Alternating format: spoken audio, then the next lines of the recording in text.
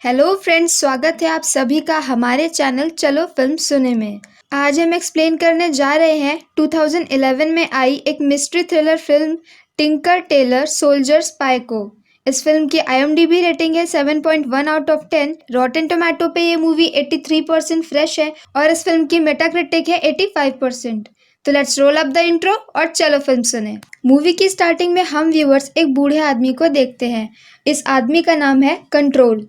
तभी वहां कंट्रोल से मिलने एक दूसरा आदमी आता है। इसका नाम है जिम। कंट्रोल जिम से कहता है कि तुम्हें किसी ने देखा तो नहीं। इस पर जिम कहता है नहीं। इसके बाद कंट्रोल जिम को बूडापेस्ट जाने को बोलता है। कंट्रोल बोलता है कि इसके बारे में और कोई नहीं जानता है। तुम्हें बूडापेस्ट में एक हंगेरियन जनरल से मिलना है। इसके पास एक इन्फॉर्मेशन है जो मुझे चाहिए। उसे एक मोल का नाम पता है जिसे रशियन ने ब्रिटिश इंटेलिजेंस सर्विस में प्लांट किया था। यहाँ मैं आपको बता दूं कि मोल का मतलब होता है एक ऐसा ऑफिसर जो सारी सीक्रेट इंफॉर्मेशन उस इंटेलिजेंस के दुश्मनों को देता है। असल में जिम एक ब्रिटिश इंटेलिजेंस सर्विस का एजेंट है जिसका नाम है द सर्कस और कंट्रोल द सर्कस का हेड है। इसके बाद जिम बूडापेस्ट जाता है। नेक्स्ट सीन में हम जिम को बूडापेस्ट में एक टेबल पर बैठा देखते हैं। इसके सामने वही हंगेरियन जनरल ऑफिसर बैठा होता है। वो जिम से हंगेरियन में बात कर ही रहा होता है कि तभी वहाँ वेटर चाय लेकर आता है। उस वेटर के चेहरे पर पसीना आ रहा होता है और वो बहुत परेशान होता है। तभी जिम वहाँ पे सबको नोटिस करता है और उसे पता चल जाता है कि यहाँ कुछ गड़बड़ है और वो वहाँ से उठ के जाने लगता है। तभी वो वेटर उसे शूट कर देता है। असल में वो एक ट्रैप था जिम को पकड़ने के लिए, क्योंकि वो सर्कस का एजेंट है। पर जिम मारा जाता है। नेक्स्ट सीन में हम कंट्रोल को एक रूम में देखते हैं बहुत से दूसरे ऑफिसर्स के साथ। ये सारे द सर्कस के ऑफिसर्स हैं और ये रूम द सर्कस का हेड ऑफिस है। यहाँ कंट्रोल द सर्कस को छोड़ने का रेजिग्नेशन लेटर साइन करता है और उसके साथ स्माइली नाम का दूसरा ऑफिसर भी द सर्कस छोड़ देता है। यहाँ मैं आपको बता दूं कि स्माइली कंट्रोल का राइट हैंड होता है और उन्हें ये रेजिग्नेशन लेटर ज़बरदस्ती साइन करवाया जा रहा होता है बूडापेस्ट वाले कांड की वजह से। मतलब बूडापेस्ट में जो जिम को मार दिया गया था उस इंसिडेंट की वजह से। नेक्स्ट सीन में हम कंट्रोल को हॉस्पिटल बेड पर मरा हुआ देखते हैं। कंट्रोल की डेथ नेचुरली ही होती है। इसके बाद नेक्स्ट सीन में हम सर्कस के दो ऑफिसर पर्सी और ब्लैंड को सिविल सर्वेंट ऑफिसर ओलिवर लैकॉन से बात करते हुए देखते हैं। पर्सी ओलिवर से उनके टॉप सीक्रेट ऑपरेशन विचक्राफ्ट के लिए फंड बढ़ाने को बोल रहा होता है। ऑपरेशन विचक्राफ्ट एक ऑपरेशन है जिसमें एक सीक्रेट एजेंट सोवियट्स की टॉप इंफॉर्मेशन ब्रिटिश इंटेलिजेंस को सीक्रेटली देता है। और यहाँ हमें पता चलता है कि कंट्रोल के जाने के बाद पर्सी द सर्कस का हेड बन गया है और इसके 3 मेन ऑफिसर हैं बिल हेडन, रॉय ब्लैंड और टॉबी एस्टरहेस। यहाँ ओलिवर बोलता है कि CIA द सर्कस को एक कमज़ोर इंटेलिजेंस सर्विस मानती है, पर वो ये फंड अप्रूव करेंगे ताकि सर्कस खुद को साबित कर सके। असल में बूडापेस्ट में जो जिम का मर्डर का केस हुआ था उसकी वजह से द सर्कस की रेपुटेशन पर काफ़ी असर पड़ा था। नेक्स्ट सीन में हम एक आदमी को एक फ़ोन बूथ से ओलिवर को कॉल करते हुए देखते हैं। वो ओलिवर से बोलता है कि मेरा नाम रिकी टार है और मुझे आपसे मिलना है। रिकी टार द सर्कस का एक फील्ड एजेंट है और उसके बॉस का नाम है पीटर गुलियन। रिकी टार का रोल हमारे वेनम ने प्ले किया है, इसलिए मैं इसे अभी से वेनम बोलूँगी। और वेनम के बॉस पीटर गुलियन का रोल मेरे फेवरेट डॉक्टर स्ट्रेंज ने प्ले किया है, तो उसे डॉक्टर स्ट्रेंज बोलेंगे। नेक्स्ट सीन में हम ओलिवर को स्माइली और डॉक्टर स्ट्रेंज के साथ देखते हैं। असल में ओलिवर ने डॉक्टर स्ट्रेंज को कॉल किया था और स्माइली और डॉक्टर स्ट्रेंज को मीटिंग के लिए बुलाया था। यहाँ ओलिवर बोलता है कि वेनम ने उसे बोला कि द सर्कस की टॉप ऑफिसर्स में एक मोल है और अब ओलिवर चाहता है कि स्माइली उस मोल का पता लगाए, पर स्माइली इस बात पे मना करके वहाँ से जाने लगता है। तब ओलिवर बोलता है कि कंट्रोल अपनी डेथ से कुछ वक्त पहले उससे मिलने आए थे और कंट्रोल ने भी ओलिवर को मोल के बारे में बताया था। स्माइली कंट्रोल के बारे में सुनकर मान जाता है, पर स्माइली बोलता है कि उसे पीटर और एक रिटायर्ड ऑफिसर मेंडल भी चाहिए अपने इस ऑपरेशन में। नेक्स्ट सीन में हम स्माइली और डॉक्टर स्ट्रेंज को कंट्रोल के फ्लैट पर जाते हुए देखते हैं। यहाँ स्माइली टेबल पर रखे चेस के मोहरों को देखता है। सभी मोहरों पर द सर्कस के बड़े ऑफिसर्स की फोटो चिपकी हुई थी। यहाँ स्माइली अपनी फोटो भी देखता है जिसे कंट्रोल ने क्वीन पर चिपका रखा था। और यहाँ व्हाइट क्वीन पर कार्ला नाम के एक आदमी का नाम लिखा हुआ था। यहाँ पर कोई फोटो नहीं थी और ये कार्ला कौन है इसके बारे में हमें आगे पता चलेगा। स्माइली और डॉक्टर स्ट्रेंज वहाँ से सारा ज़रूरी सामान लेकर होटल रूम में आ जाते हैं, जहाँ स्माइली इस ऑपरेशन को पूरा करने के लिए रह रहा है। यहाँ स्माइली डॉक्टर स्ट्रेंज को द सर्कस में हाल ही में रिटायर्ड लोगों की फाइल लाने को बोलता है। इस फाइल में वो उन लोगों की लिस्ट बनाते हैं जिन्हें कंट्रोल और स्माइली के जाने के बाद निकाल दिया गया था। नेक्स्ट सीन में स्माइली ऑक्सफोर्ड यूनिवर्सिटी जाता है, जहाँ वो एक लेडी से मिलता है। इसका नाम कॉनी है। कॉनी भी पहले द सर्कस में काम करती थी, लेकिन स्माइली और कंट्रोल के रिटायरमेंट के बाद ही तुरंत इसे भी वहाँ से निकाल दिया गया था। कॉनी बोलती है कि तुम्हें एन ने फिर से छोड़ दिया ना। यहाँ हमें पता चलता है कि स्माइली की वाइफ का नाम एन है, जिसने उसे छोड़ दिया है और वह ऐसा पहले भी कर चुकी है। यहाँ कॉनी की बातों से हमें पता चलता है कि कॉनी स्माइली को लाइक करती है। यहाँ कॉनी बताती है कि 15 साल पहले एक पोलियाकोव नाम का सोवियत एम्बेसी का आदमी आया था। तब कॉनी ने उसकी क्रॉस चेकिंग करने को बोला था, पर तब किसी ने उसकी बात नहीं मानी और कुछ वक्त पहले ही वो एक पुरानी सोवियत परेड की वीडियो देख रही थी और वो उस वीडियो में नोटिस करती है कि उस परेड में पोलियाकोव को एक आर्मी ऑफिसर सैल्यूट कर रहा था। पर एक नॉर्मल सोवियत एम्बेसी के आदमी को एक आर्मी ऑफिसर सैल्यूट क्यों करेगा? ऐसा तो तभी होगा जब वो आदमी खुद सोवियत आर्मी का कोई ऑफिसर हो। इसका मतलब पोलियाकोव सोवियत आर्मी का ऑफिसर है, जो कि उस वक्त ब्रिटेन के दुश्मन थे। इसके बाद कॉनी तुरंत पर्सी और टॉबी को ये बात बताती है, पर वो इसकी बात पर ध्यान नहीं देते और उसे फायर कर देते हैं। और यहाँ हमें पता चलता है कि पोलियाकोव को कार्ला ने ट्रेन करके ब्रिटेन भेजा होगा और अगर वो यहाँ पर है तो वही मोल की इन्फॉर्मेशन लेता होगा। इसके बाद कॉनी अपनी कुछ पुरानी फोटोज देखती है, जिसमें हम जिम और बिल हेडन को साथ में देखते हैं। दोनों बहुत ज़्यादा अच्छे दोस्त लग रहे होते हैं। इसके बाद स्माइली वहाँ से चला जाता है और नेक्स्ट सीन में हम एक स्कूल देखते हैं जहाँ जिम पढ़ा रहा होता है। मतलब जिम जिंदा है, पर कैसे, इसका पता हमें आगे चलेगा। इसके बाद नेक्स्ट सीन में हम स्माइली को उसके घर जाते हुए देखते हैं, जहाँ उसके घर के अंदर वेनम पहले से बैठा होता है। असल में वेनम स्माइली के घर में छिपकर रह रहा होता है। यहाँ वेनम बोलता है कि मुझे आपसे बात करनी है और आपको एक लड़की को कार्ला से छुड़वाना होगा। इसके बाद हम वेनम के फ्लैशबैक में जाते हैं, जहाँ कुछ वक्त पहले डॉक्टर स्ट्रेंज ने उसे इस्तांबुल भेजा था, जहाँ उसे बोरिस नाम के एक बंदे से मिलना था किसी रशियन ट्रेड के मामले में। वहाँ रात में वेनम बोरिस के होटल रूम में नजर रख रहा होता है। तभी वो देखता है कि बोरिस रूम में किसी लड़की के साथ होता है और तभी वहाँ उसकी वाइफ आयरना आ जाती है और वो बोरिस को कुछ बोलती है। इस पर बोरिस उसे बहुत मारता है। इसके बाद जब बोरिस वहाँ से चला जाता है तो वेनम वहाँ पे आयरना से मिलने जाता है। असल में वेनम को लगता है कि आयरना के पास कोई सीक्रेट जानकारी होगी और उससे सीक्रेट निकलवाने के लिए वो उसके साथ सिंपैथी दिखाता है और फिर आयरना से रिलेशनशिप स्टार्ट कर देता है। यहाँ वेनम आयरना को अपना फेक नाम बताता है। नेक्स्ट सीन में आयरना और वेनम एक जगह पर बैठे होते हैं, जहाँ आयरना बोलती है कि मुझे पता है कि तुम कौन हो, पर मुझे तुम्हारे बॉस से बात करनी है। मुझे उनसे एक सीक्रेट इन्फॉर्मेशन का सौदा करना है, पर बदले में मुझे एक न्यू लाइफ चाहिए, एक न्यू आइडेंटिटी के साथ। इस पर वेनम बोलता है कि कंट्रोल ऐसे ही किसी से सौदा नहीं करेंगे, इसलिए तुम्हें मुझे पूरी बात बतानी पड़ेगी ताकि मैं उन्हें सब कुछ सही से समझा सकूं। इसके बाद वेनम और आयरना फिजिकल हो जाते हैं और बाद में आयरना वेनम को सीक्रेट बता देती है। नेक्स्ट सीन में हम वेनम को एक इम्पोर्ट एक्सपोर्ट ऑफिस में देखते हैं, जहां वो द सर्कस को एक मैसेज भेजता है, पर वो कंप्लीट मैसेज नहीं भेजता क्योंकि वो द सर्कस का एक छोटा सा फील्ड एजेंट होता है और वो उससे ज़्यादा अटेंशन और रिस्पेक्ट पाना चाहता है जो इसे इस ऑपरेशन से मिल सकती है। इसके बाद उसे इस मैसेज का रिप्लाई आता है, जिसमें कोड्स में लिखा होता है आई रीड यू, मतलब उसका मैसेज मोल ने पढ़ लिया। इस बात से वेनम थोड़ा घबरा जाता है और नेक्स्ट सीन में उस इम्पोर्ट एक्सपोर्ट ऑफिसर का मर्डर हो जाता है, जो कि कार्ला ने ही करवाया था।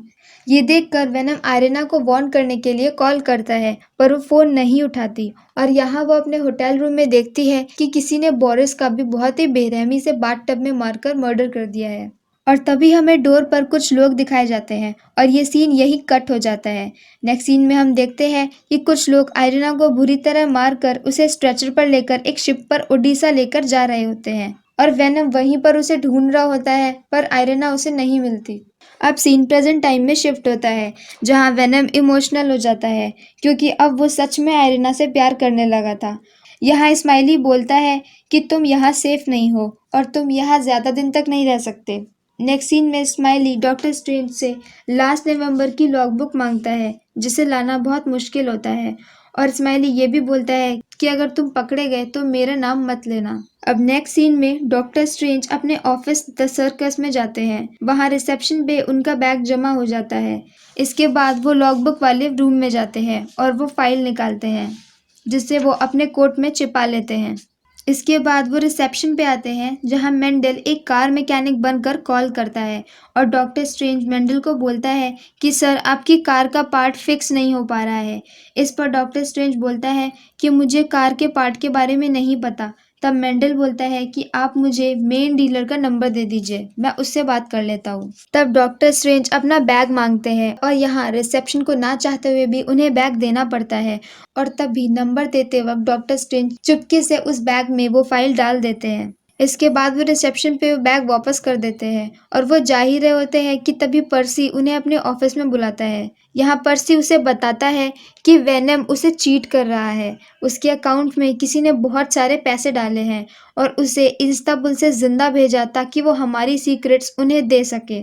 इसके बाद डॉक्टर स्ट्रेंज गुस्से में कंट्रोल के घर जाता है, जहां उस वक्त स्माइली और वेनम होते हैं, और वहां जाकर डॉक्टर स्ट्रेंज वेनम को एक जोरदार पंच मारता है और बोलता है कि यही हमें चीट कर रहा है और कार्ला ने इसके अकाउंट में बहुत सारे पैसे डलवाए हैं।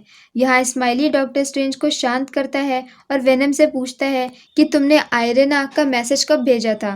वेनम बोलता है 20 नवंबर इवनिंग। इसके बाद स्माइली लॉगबुक में चेक करता है, पर उसमें 20 नवंबर का पेज फाड़ा गया होता है। इससे हमें पता चलता है कि कोई वेनम को फंसाना चाहता है और उसी ने वेनम के अकाउंट में पैसे भी डलवाए हैं उसे फंसाने के लिए। नेक्स्ट सीन में स्माइली और डॉक्टर स्ट्रेंज स्माइली के घर पर बैठकर ड्रिंक कर रहे होते हैं। यहाँ स्माइली बताता है कि वो एक बार कार्ला से मिल चुका है। वो कार्ला से एक फ्लाइट में मिला था। यहाँ वो कार्ला को पीने के लिए सिगरेट देता है और अपना एक लाइटर भी देता है, और बातों ही बातों में गलती से वो अपनी वाइफ एन के बारे में बता देता है कि वो एन से बहुत प्यार करता है, और इससे कार्ला को पता चल जाता है कि स्माइली की कमजोरी उसकी वाइफ एन है। और यहाँ जाते हुए कार्ला स्माइली का लाइटर भी अपने पास रख लेता है। नेक्स्ट सीन में हम स्माइली के फ्लैशबैक में जाते हैं, जहाँ उसके ऑफिस की क्रिसमस पार्टी चल रही होती है। यहाँ स्माइली एन को ढूंढ रहा होता है, पर तभी वो बाहर विंडो से देखता है तो एन किसी और के साथ होती है। मतलब एन का किसी और के साथ अफेयर चल रहा है। इसके बाद सीन प्रेजेंट टाइम में शिफ्ट होता है, जहाँ स्माइली और डॉक्टर स्ट्रेंज जेरी से मिलते हैं। जेरी वो ऑफिसर होता है जो जिम की मौत के टाइम पर ड्यूटी पर था।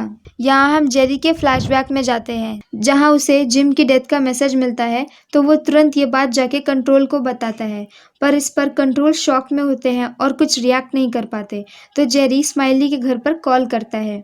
तब वो कॉल एन उठाती है और जेरी सब कुछ एन को बताता है।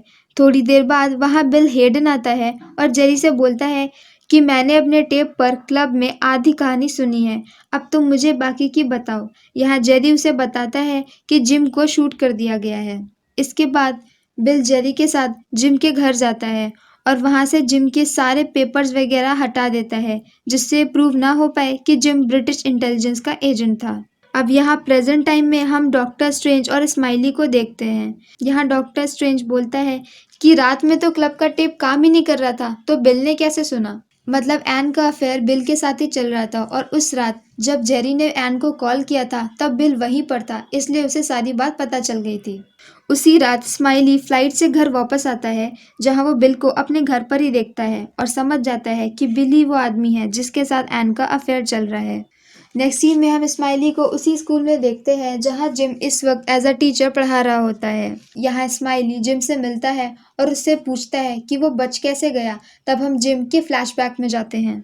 ये वही सीन होता है जो हमने मूवी की स्टार्टिंग में देखा था। यहाँ कंट्रोल जिम को बुडापेस्ट जाने को बोलता है, और यहाँ कंट्रोल बोलता है कि इन पांचों में से कोई एक ही है जो मोल है, बस मुझे उस एक का कोड नेम चाहिए। असल में इंटेलिजेंस सर्विसेज में हर किसी को अपना रियल नेम यूज नहीं करना होता है, उन्हें एक कोड नेम मिलता है। इसके बाद कंट्रोल एक एक करके वो फोटो चिपकाने वाले चेस पीसेस को रखता जाता है और बोलता है पर्सी का नाम है टिंकर, टिंकर पर्सी का कोड नेम है। बिल का नाम है टेलर, ब्लैंड का नाम है सोल्जर, टॉबी एस्टरीन का नाम है पुअरमैन। ये सब सुनने के बाद जिम बूडापेस्ट जाता है, जहां गनशॉट के बाद कार्ला के लोग जिम को बचा लेते हैं क्योंकि उन्हें ब्रिटिश इंटेलिजेंस की टॉप इंफॉर्मेशन चाहिए होती है जिम से। इसके बाद वो जिम को बहुत टॉर्चर करते हैं और यहाँ जिम उन्हें जो कुछ भी उसे पता होता है वो सब बता देता है अपनी जान बचाने के लिए। नेक्स्ट सीन में वो आयरना को जिम के सामने लेकर आते हैं और उससे पूछते हैं कि वो इस औरत को जानता है या नहीं। इस पर जिम मना करता है और ये सुनने के बाद तुरंत आयरना को वहीं पर शूट कर दिया जाता है। इसके बाद वो लोग जिम को वापस इंग्लैंड भेज देते हैं। उन्होंने जिम को मारा क्यों नहीं, इसका रीज़न हमें आगे पता चलेगा। यहाँ टॉबी जिम से मिलने आता है और उसके अकाउंट में $1000 भी डालता है और उससे बोलता है कि तुम मर चुके हो, इसलिए अब वापस मत आना और सब कुछ भूल जाओ, द सर्कस, कंट्रोल, सब कुछ। प्रेजेंट टाइम में ये सब सुनने के बाद स्माइली वापस आ जाता है और वो अब तक उसे मिली हर इंफॉर्मेशन के बारे में सोचता है और तभी उसे कुछ क्लिक होता है। नेक्स्ट सीन में हम स्माइली को ओलिवर के सीनियर से मिलता देखते हैं और मूवी का मेन प्लॉट रिवील होता है। यहाँ स्माइली बोलता है कि ऑपरेशन विचक्राफ्ट दूसरे देशों की इंफॉर्मेशन लेने का नहीं बल्कि द सर्गस की इंफॉर्मेशन पोलियाकोव को देने की है, जो कि कार्ला का ही आदमी है, और वो ये इंफॉर्मेशन यहाँ से लेकर कार्ला को पहुँचाता है। इसके बाद ओलिवर का सीनियर बोलता है कि अब हम क्या करें। तब स्माइली बोलता है कि हमारे पास कुछ है जो मोल चाहता है और वो है वेनम, जिसे कार्ला ढूंढ रहा है। नेक्स्ट सीन में डॉक्टर स्ट्रेंज और स्माइली वेनम को पेरिस जाने को बोलते हैं, पर इस पर वेनम बोलता है कि अगर वो पेरिस गया तो उसे आयरना वापस चाहिए होगी। असल में वेनम को अभी तक पता नहीं है कि आयरना मर चुकी है और यहाँ स्माइली झूठ बोल देता है कि वो पूरी कोशिश करेगा। इसके बाद स्माइली टॉबी को डराकर पूछताछ करता है। तब टॉबी बताता है कि वो सारे मतलब टॉबी, पर्सी, बिल और ब्लैंड बारी बारी से एक घर में जाकर पोलियाकोव से मिलते हैं और उसे इन्फॉर्मेशन देते हैं, पर इन सब में से मोल एक ही है, बाकी सब सिर्फ उसके मैसेंजर हैं। इसके बाद स्माइली उस घर का एड्रेस टॉबी से मांगता है और टॉबी उसे दे देता है। यहाँ टॉबी ऐसा इसलिए करता है क्योंकि वह बहुत साल पहले कंट्रोल टॉबी को लेकर आया था। उस वक्त टॉबी एक वांटेड मैन हुआ करता था, पर कंट्रोल उसे अपनी इंटेलिजेंस में लेकर आया, उसे एक अच्छी जगह दी, अच्छी लाइफ दी, लेकिन फिर भी उसने कंट्रोल को चीट किया और स्माइली उसे डराता है कि अब वो उसे वापस वहीं भेज देगा जहां से कंट्रोल उसे लेकर आया था। और ये बात सुनकर टॉबी बहुत डर जाता है और घबराकर वो उसे सारी बात बता देता है और घर का एड्रेस भी दे देता है। दूसरी तरफ वेनम पेरिस जाकर वहां से द सर्कस को एक मैसेज भेजता है कि मेरे पास द सर्कस की एक हाई सिक्योरिटी इंफॉर्मेशन है। ये मैसेज मिलते ही टॉबी को छोड़कर बाकी तीनों आपस में मिलते हैं और आपस में झगड़ने लगते हैं। यहाँ टिंकर, टेलर और सोल्जर तीनों एक जगह इकट्ठा होते हैं और मीटिंग करते हैं। इसके बाद वेनम को रिप्लाई आता है कि वो उससे मिलना चाहते हैं। इसके बाद स्माइली उसी घर में जाता है जहाँ इंफॉर्मेशन पोलियाकोव को दी जाती थी। यहाँ स्माइली उसी घर के एक रूम में बैठा होता है और वहाँ पे बैठकर वो फोन से मेंडल के थ्रू सारी अपडेट्स ले रहा होता है कि टिंकर, टेलर, सोल्जर की कब मीटिंग स्टार्ट हुई, कब खत्म हुई, ये सब। नेक्स्ट सीन में हम स्माइली को अभी भी उसी रूम में देखते हैं और यहाँ उसे 2 गाड़ियों की आवाज़ आती है और फिर उसे अपने रूम में उन दोनों की बातें सुनाई देती हैं। असल में उस रूम में एक ऐसा सिस्टम लगा होता है कि नीचे वाले रूम में जो भी बात करेगा ऊपर उसे बहुत साफ साफ सुनाई देगा। तभी हम डॉक्टर स्ट्रेंज को घर के बाहर देखते हैं, पर अब वो अपनी गन लेकर घर के अंदर जा रहे होते हैं। उन्होंने भी उन दोनों को घर के अंदर जाते हुए देख लिया होता है, पर जब वो रूम का डोर ओपन करते हैं तो वहाँ पोलियाकोव को खड़ा देखते हैं और वो डॉक्टर स्ट्रेंज के आते ही वहाँ से निकल जाता है। और यहाँ हम एक तरफ स्माइली को बैठा देखते हैं जिसके हाथ में गन थी और दूसरी तरफ उसके सामने हम बिल को बैठा देखते हैं, मतलब बिल हेडन ही मोल है। अब सीन शिफ्ट होता है कुछ वक्त आगे, जहां हम बिल को एक छोटे से घर में देखते हैं जो पूरी तरह से जाल से कवर्ड होता है। असल में द सर्कस बिल को पुलिस में नहीं दे सकता, क्योंकि अगर वो ऐसा करेगा तो सबको पता चल जाएगा कि उनकी इंटेलिजेंस की इंफॉर्मेशन कार्ला तक पहुंच चुकी है। इसलिए उसे इस तरीके से कैद करके रखा गया था। यह स्माइली बिल से मिलने आता है और तब बिल बोलता है कि एन के साथ अफेयर कोई सीरियस अफेयर नहीं था, वो बस उनके प्लान का एक पार्ट था, क्योंकि कार्ला जानता था कि स्माइली की एक ही कमजोरी है, उसकी वाइफ एन। इसलिए अगर मोल का अफेयर स्माइली की वाइफ से होगा तो वो उसे एक मोल की तरह नहीं बल्कि एक चीटर की तरह देखेगा और उसका ध्यान शिफ्ट हो जाएगा। और यहाँ बिल ये भी बताता है कि क्योंकि जिम उसका बेस्ट फ्रेंड था, इसलिए उसने कार्ला से बोलकर जिम को मरने नहीं दिया और उसे बचा लिया। और यही रीजन था कि जिम को शूट नहीं किया गया था, क्योंकि बिल ने उसे बचा लिया था। और बिल ने ही टॉबी के थ्रू उसे $1000 भी दिलवाए थे। इसके बाद बिल उसी घर में खड़ा होता है और तभी उस घर के सामने हम जिम को देखते हैं, जो कि गन से बिल को शूट करके मार देता है। मूवी के लास्ट सीन में हम स्माइली को देखते हैं, जो कि अब द सर्कस का न्यू हेड बन चुका होता है, और ये मूवी यहीं पर ख़त्म हो जाती है। मूवी में वेनम के साथ क्या हुआ इसके बारे में कुछ भी नहीं दिखाया गया है, और बाकी लोग मतलब पर्सी, टॉबी वगैरह सब वहीं उसी सर्कस में वैसे ही काम करते रहते हैं जैसे वो पहले कर रहे थे, क्योंकि वो सब बस एक मैसेंजर होते हैं, असली मोल बिल होता है। मुझे मूवी थोड़ी स्लो लगी, पर मूवी की स्टोरी लाइन अच्छी है। अगर आपको हमारा ये एक्सप्लेनेशन पसंद आया है तो हमारी वीडियो को लाइक करें और चैनल को सब्सक्राइब करें। तो मिलते हैं नेक्स्ट वीडियो के साथ। Bye bye.